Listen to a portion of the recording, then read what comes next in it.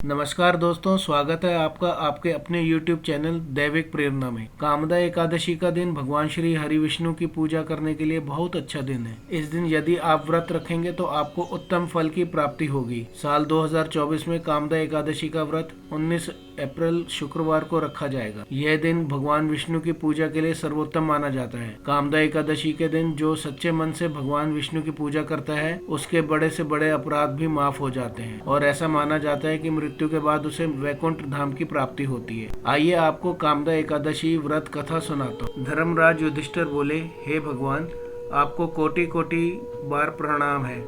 आपसे निवेदन करता हूँ कि आप कृपा कर चैत्र माह के शुक्ल पक्ष की एकादशी का वर्णन कीजिए। श्री कृष्ण भगवान बोले कि हे राजन, आप एक पुरानी कथा सुनिए जिसको राजा दिलीप से वशिष्ठ जी ने कही थी। राजा दिलीप ने पूछा कि गुरुदेव, चैत्र माह के शुक्ल पक्ष की एकादशी का क्या नाम है? इसमें किस देवता की पूजा होती है तथा इसकी विधि क्या है? सो कहिए। महर्षि वशिष्ठ जी बोले, हे राजन, चैत्र माह के शुक्ल पक्ष की एकादशी का नाम कामदा है। यह पापों को नष्ट कर देती है और पुत्र की प्राप्ति होती है। इसके व्रत से कुयोनि छूट जाती है और अंत में स्वर्ग की प्राप्ति होती है।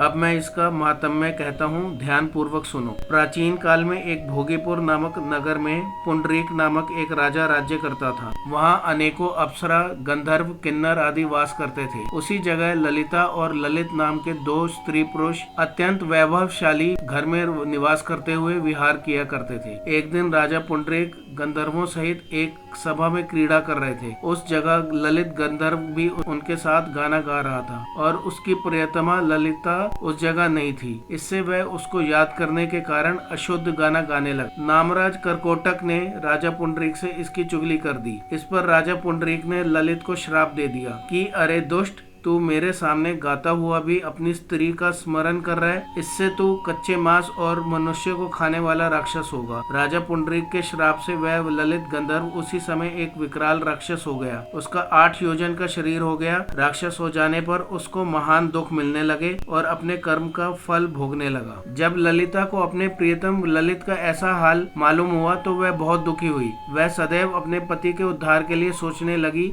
कि मैं कहाँ जाऊं और क्या करूं। एक दिन वह घूमते घूमते विंध्याचल पर्वत गई। उसने उस जगह श्रृंगी ऋषि का आश्रम देखा।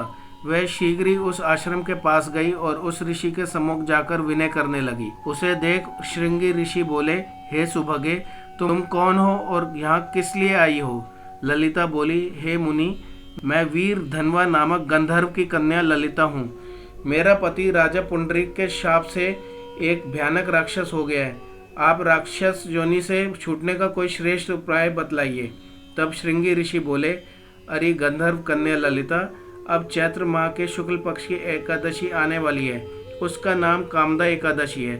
उसके व्रत करने से मनुष्य के समस्त कार्य शीघ्र ही सिद्ध हो जाते हैं। यदि तू उसके व्रत के पुण्य को अपने पति को दे देती है तो वह शीघ्र ही राक्षस योनि से छूट जाएगा।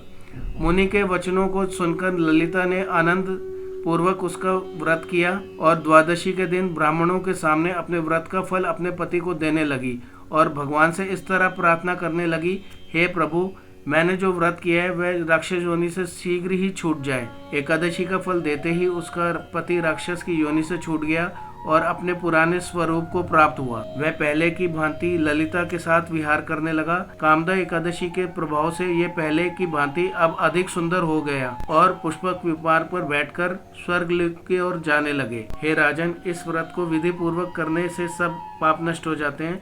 इसके व्रत से मनुष्य ब्रह्म हत्या इत्यादि के पाप और राक्षस आदि के योनि से छूट जाते हैं। इसकी कथा व महात्म्य के श्रवण व पठन से वाजपेयी यज्ञ का फल प्राप्त होता है।